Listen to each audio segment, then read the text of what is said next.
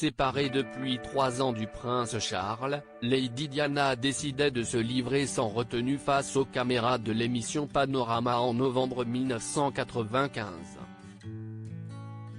Une longue interview menée par le journaliste Martin Bashir au palais de Kensington, est diffusée sur l'antenne de la BBC.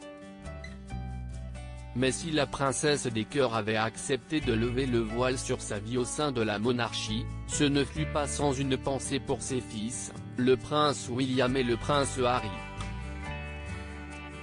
Récemment invité dans l'émission télévisée britannique Good Morning Britain, cité par le tabloïd The Mirror, son ancien majordome Paul Burrell a révélé que la défunte princesse était inquiète que ses fils soient embarrassés par son interview confession. L'enregistrement était sous ces conditions, elle a dit ce qu'elle voulait dire, a témoigné Paul Burrell, mais, en y répondant, elle m'a dit qu'elle s'inquiétait de parler de sa vie amoureuse, de James Hewitt et de ce que les garçons penseraient.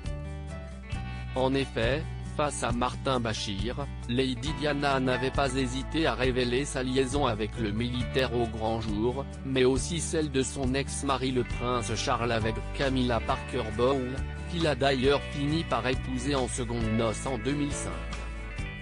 Aucun enfant ne veut entendre parler de l'infidélité de ses parents, si est-il la même chose dans le monde entier.